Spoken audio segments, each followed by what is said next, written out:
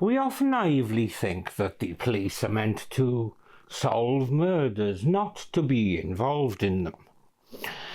But the police are not immune to the darkness that can infect every walk of life.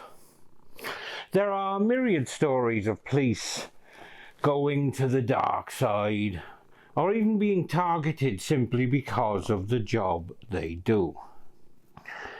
But when it does happen, it is no less shocking and can stun the community in which it happens. In London in 2006, the police were rocked by the murder of a voluntary special constable. But was this an attack on the police generally, or something more personal? This is the murder of Nisha Patel-Nasri, and this is Murder of Crows.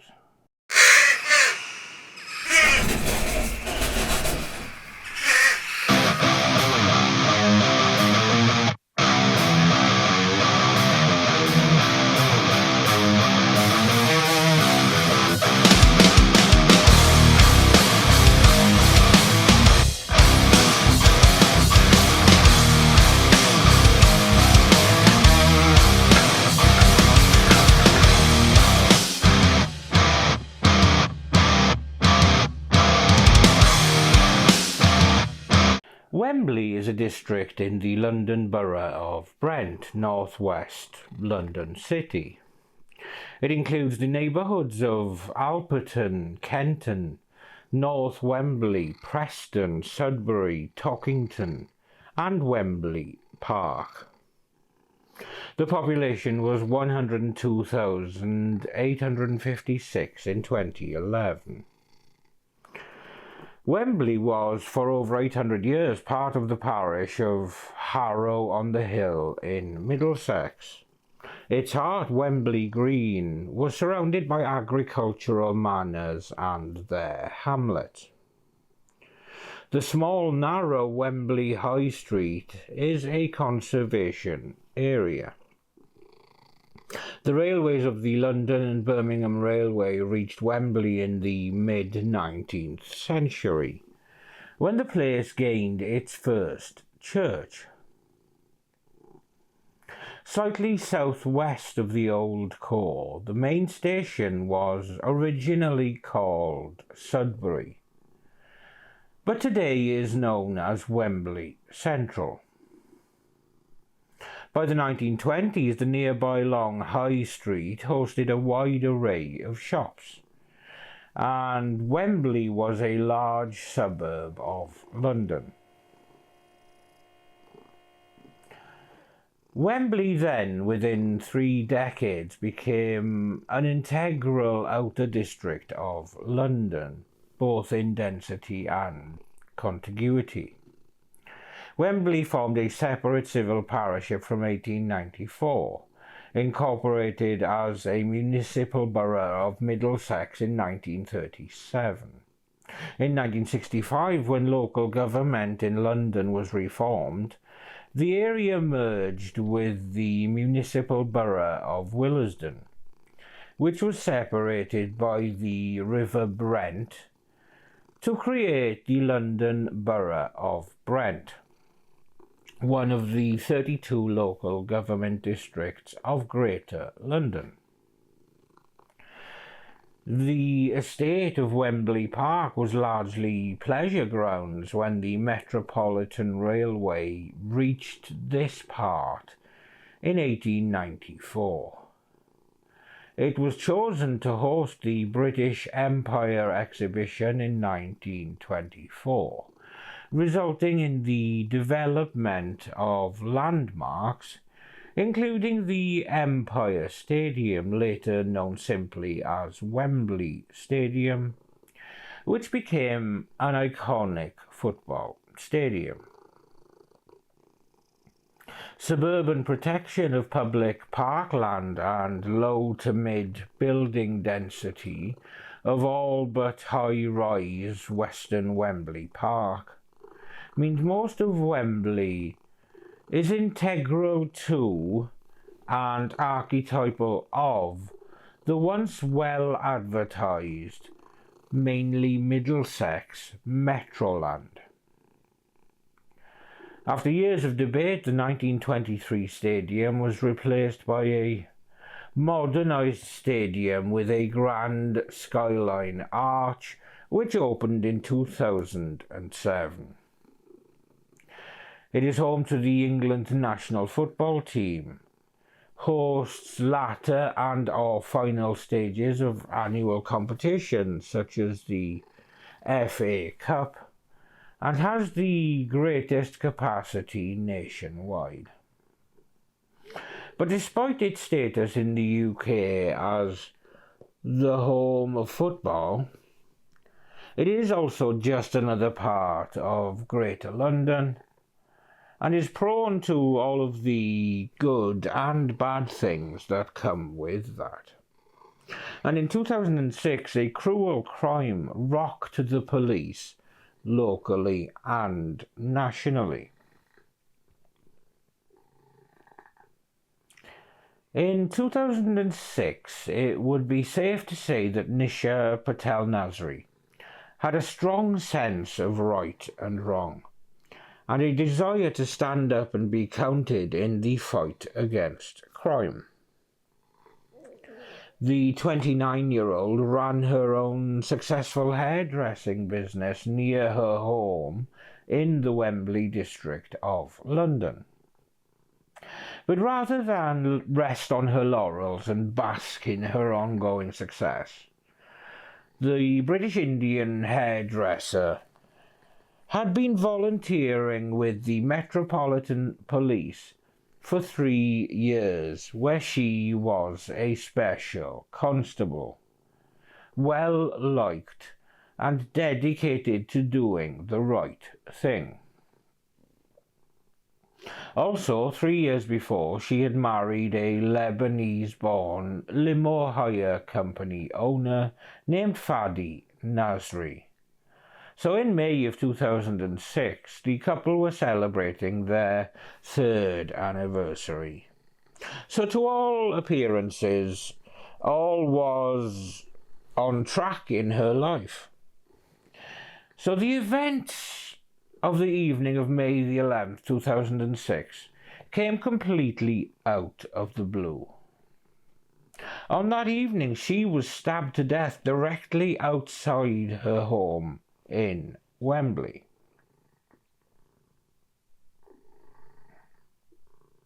On the evening she was killed, Nisha was reported to have gone outside her home carrying a chef's knife, which investigators later concluded was the weapon used against her. Shortly before midnight, local police received reports of a stabbing in Sudbury Avenue. Shocked at finding a fellow officer bleeding to her death on the pavement of her own home, the police contacted Nisha's husband, Fadi Nasri, who had apparently been playing snooker with a friend when he received the news of the assault on his wife. He rushed home and he arrived on the scene shortly after he had been contacted, clearly distressed, and followed by Nisha's brother, Ketan Patel, who lived only a street away. Nisha had lost too much blood and was rushed to Northwick Park Hospital, where she was pronounced dead after just 30 minutes. The cause of death was a 13-centimetre deep wound in her left thigh, which punctured a major artery. By the next morning, the story of the special constable stabbed to death on her own doorstep made headlines all around the country. Now dealing with heightened media focus, the forensics department began analysing the crime scene. The inside of the house seemed orderly, with no sign of a break-in or indeed of any kind of struggle. So whatever had happened had clearly happened on the doorstep and outside of the home.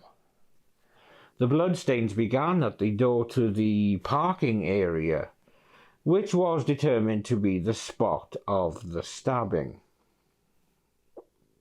Officers immediately noticed that a John Lewis knife was missing from the knife block in the family's kitchen, and as such marked it as the potential murder weapon.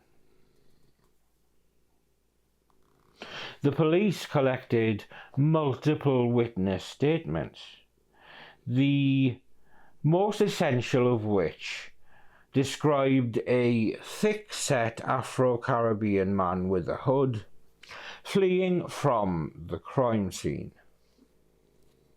This witness statement was further backed by two other neighbours who had seen a similar figure walk past them before the crime took place.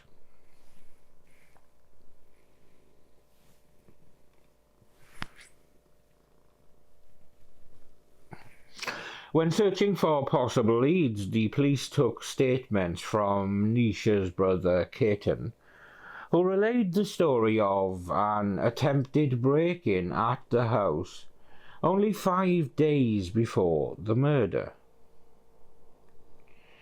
And according to the report, two men had attempted to trick Nisha into opening the door, proceeding to use a crowbar to try to enter before fleeing in a hurry. And the description of one of the men matched that of the witness statement given earlier. Now, despite being only 5 feet tall, Nisha was a brave and headstrong woman who refused to be scared easily, and she refused her brother's offer of staying with him after the incident, insisting that she should stay behind to protect her home. Whether this was brave or stupid or both is a matter of opinion and is, of course, coloured with the benefit of hindsight. History of standing up to criminals, but that, as it turned out, was the last thing she did. She was very loving, very caring, always helping people, had a good heart, cheeky smile. She had a very cheeky smile. And you're short. And you just, and you're short. You just walk around like this munchkin person. Always happy and bubbly, and whether it's early morning, late at night, she'll always be happy and bubbly. Two breaths. Let's move.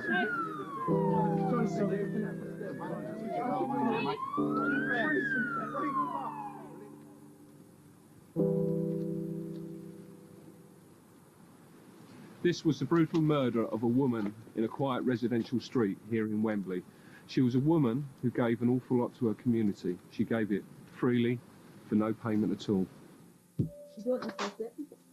just like that. We got on very, very well. We had a very good life together. Oh, come on. How could you do that? You're making a mess out of me. Yeah. Is that my anniversary present? No, it isn't. Happy anniversary.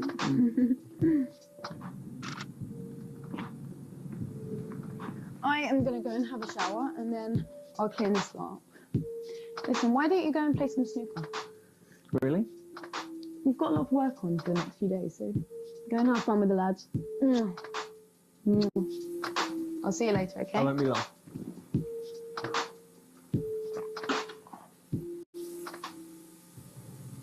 Witnesses saw a hooded man walk down Charterhouse Avenue, and when he got to Sudbury Avenue, he turned right towards Sylvester Road.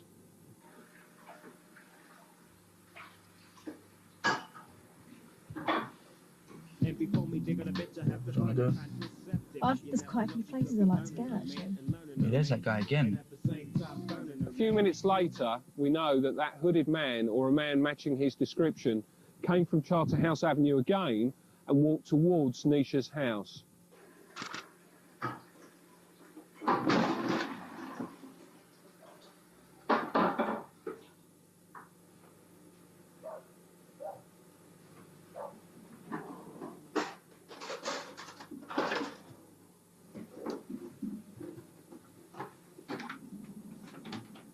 Listen, what are you doing? Look, what are you doing?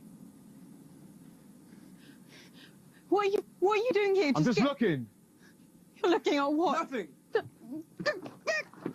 Ah! Ah! What was that? Open the door.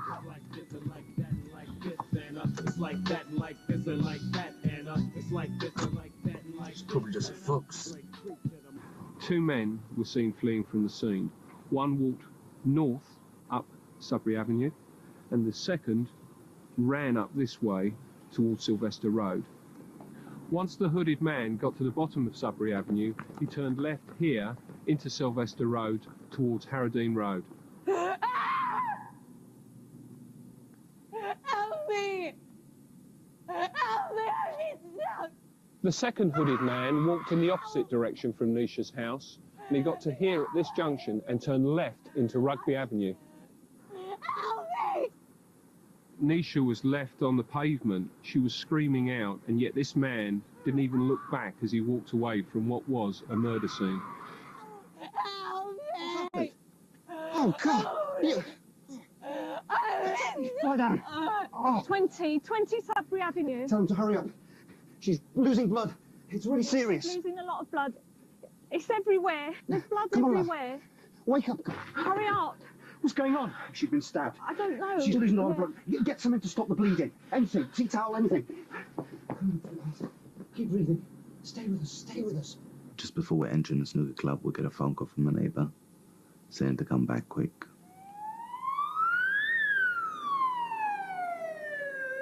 When I entered the road, you could see blue lights everywhere. The ambulance was there. What's happened to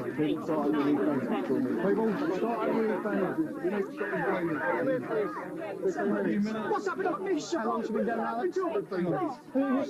I'm her husband, please. What happened? I'm not sure. She's not breathing for herself at the moment. We're breathing for her. We're doing all we can at the moment. Nisha, please talk to her. Just in breaths. More space. We were trying to bring her back to life.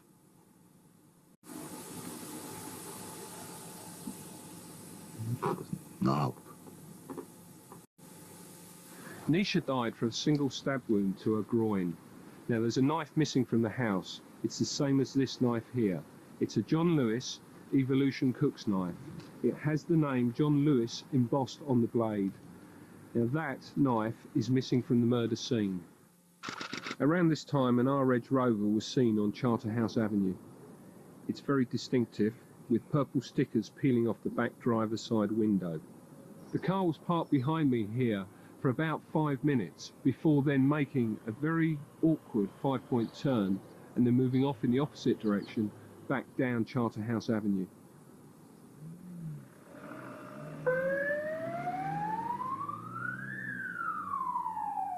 Shortly afterwards, the car was seen again parked up round the corner on Rugby Avenue. The engine was still running and a man was seen walking towards it. We don't know whether he got into this car or a red BMW that was parked in front of the Rover. It's completely changed my life. You know, there's no words that can explain what it has done. She didn't deserve to die like that at all. And whoever's responsible, come down and put yourself forward. I'm appealing for anybody that may know the person who's committed this murder. No amount of loyalty to a family friend or a colleague is not worth coming forward for and helping me identify who murdered Nisha here. When questioned, Nasri told the police that a house key was missing.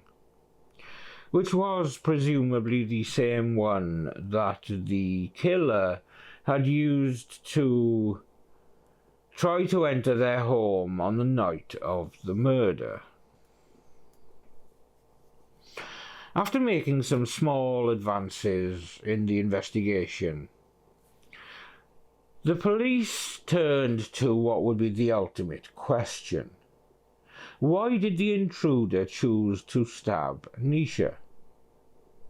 An attempted burglary seemed to be out of the question, since nothing in the house had been stolen, despite multiple credit cards and £350 in cash being right within the killer's reach.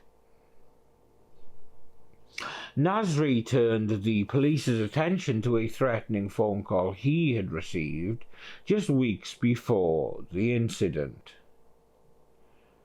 A hysterical Scottish woman had screamed at him, saying that he should get his wife out of the house before she slits her throat. Okay then. Crumbs. Nasri explained that this was probably a result of a limousine deal having gone wrong, and handed his phone to the police to follow up with the call recordings.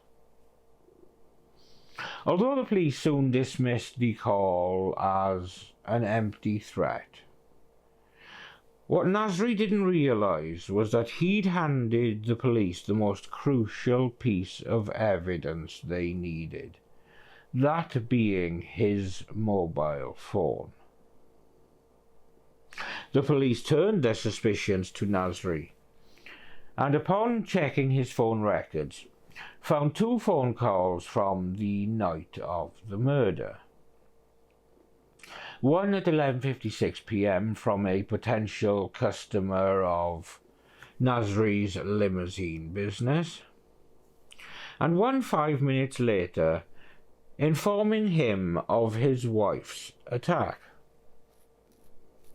However, they found nothing suspicious in terms of call records, and indeed his movements, because Nasri's alibi of playing snooker was indeed confirmed.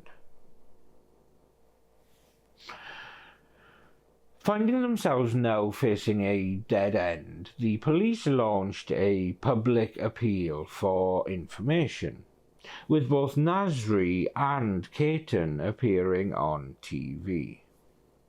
Caton was emotional but calm, asking for anyone with information to step forward. Nasri, on the other hand, seemed anxious, jittery, and nervous, stumbling over his words as he spoke. Desperate to turn up a promising lead, the police renewed their efforts to search for the murder weapon, and found the missing John Lewis knife in a drain just yards away from Nisha's home. The police did not release this new finding to the public, but informed just Nasri and Caton. Caton would later detail how nervous Nasri seemed about this new evidence, and how he would constantly call the police to ask if they'd found any DNA or fingerprints on the knife. As it turned out, forensic searches yielded nothing. Upon having no luck with the weapon itself, the police instead tried to trace how the weapon had ended up in that particular drain in the first place. And in a stroke of good luck, they were able to attain CCTV footage of the road on which the drain was located. And this particular drain was the only drain in the entire search area that had a camera set up nearby. Camera footage from the night of Nisha's murder revealed that a silver Audi had pulled up next to the drain, pausing for several seconds with the headlights on before driving away into the night.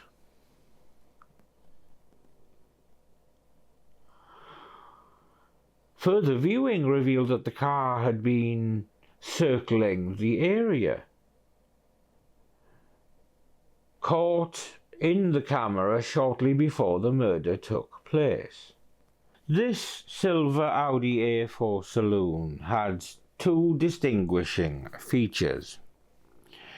There was an aerial on the roof, and one of the number plate headlights appeared to be broken. So having got these identifying facts, the police began looking for this particular Audi amongst 18,000 others in the southeast area. And herein is the real grist and grit of police work, the attention to detail, the trawling of records, looking for that needle in a haystack. On June the 1st, 2006, Nisha's friends, family and colleagues prepared to say their final goodbyes. Meanwhile, Nasri's bereaved husband image was beginning to fall apart. The phone that Nasri had willingly handed over to the police now began what would be his downfall. And upon further searching, the police unearthed two surprising photographs. One of a smiling picture of a white female, and another of the bare thigh of a woman that was too fair to have been Nisha's. Trouble in paradise. When confronted, Nasri looked the investigators in the eye and said, "I would never do that to Nisha. I loved her too much." But within hours, he found himself explaining to the family liaison officer that he had been in a relationship with a Lithuanian prostitute he'd been seeing for months. Suspecting that this was a classic case of a jealous mistress having gone wild, the police added 26-year-old Laura, the Lithuanian, as their newest suspect. They discovered that Nasri had even taken her on a secret holiday to Egypt under the guise of visiting a sick uncle in Cairo. But since Laura presented a rock-solid alibi, the police were forced to conclude that she was not responsible for Nisha's death. So with the mistress ruled out, the police's suspicions on Fadi Nasri deepened further still. They found that he had been jailed for dangerous driving and had also run an escort agency from a 2-bedroom apartment that he owned. Classy. The police learned more and more about the troubles between the couple, with Nisha understandably being unsupportive of his previous source of income, and she pressured him into leaving this line of work and opening a limousine rental business in partnership with her. Nasri contributed nothing, being irresponsible in his ways, and the business began only with the support of Nisha's family's money. It became increasingly evident that Nasri was a good-for-nothing liar and a cheat who hid behind his wife's hard work and good public image.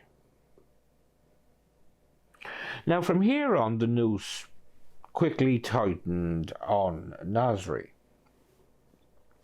The police discovered that on the day of Nisha's murder, Nasri had received multiple phone calls from a well-known criminal named Roger Leslie, a big, looming figure with multiple facial piercings. And Leslie's appearance matched the man seen in witness statements.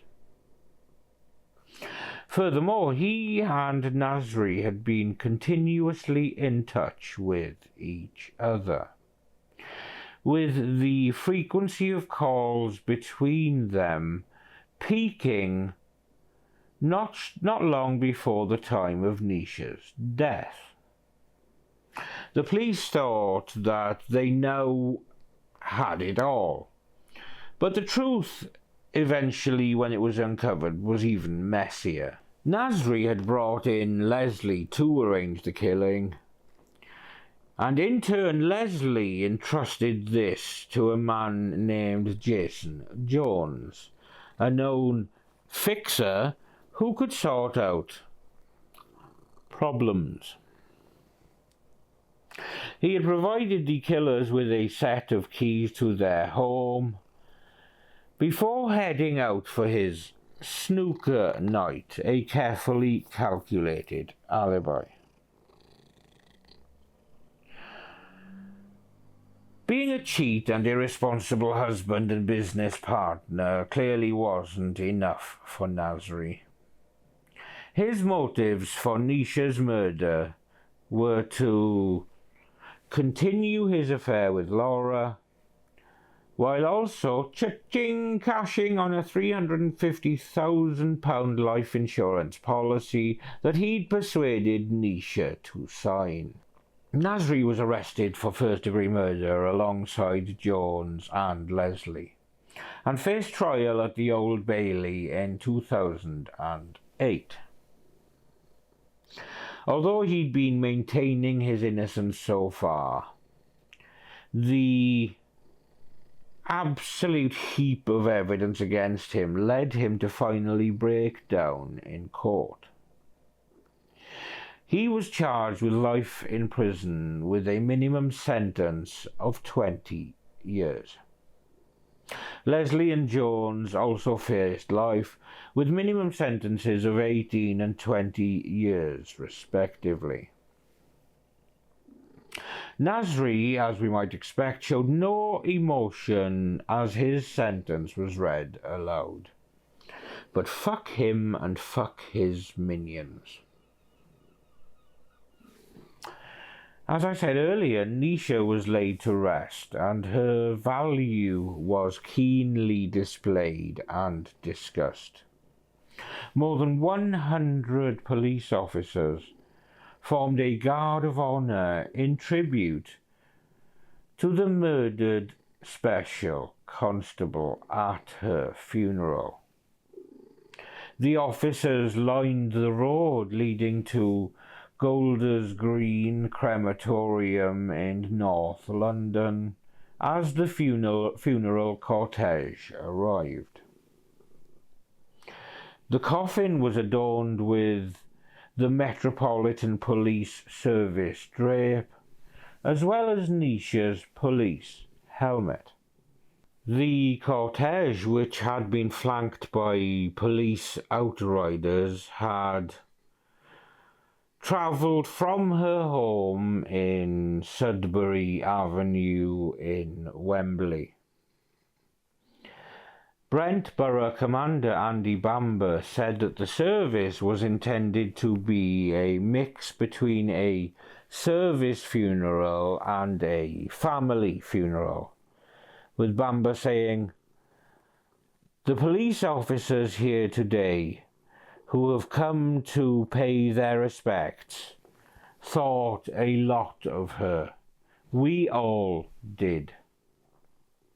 And he went on to say that Nisha's death was a tragic reminder of the consequences of knife crime.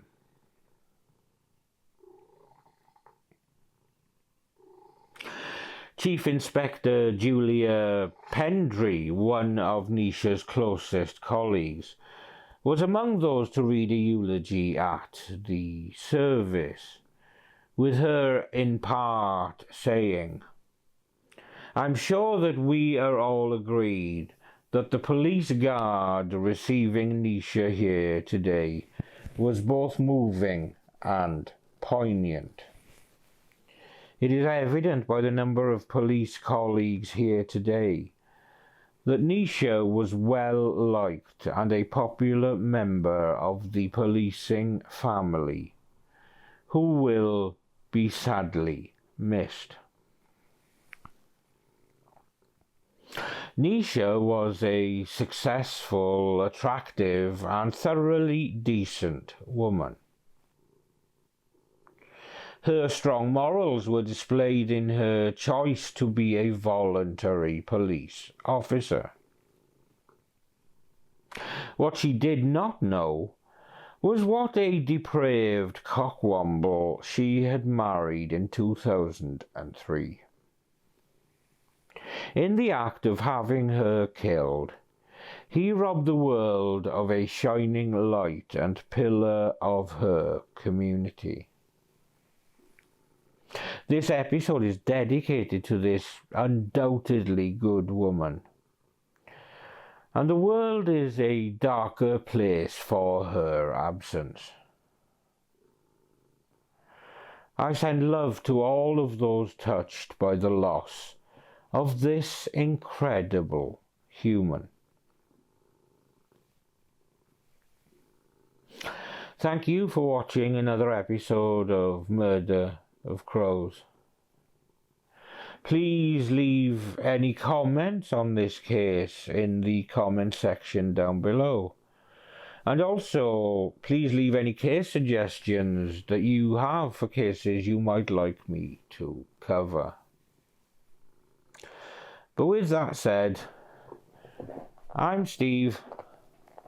This is Samson.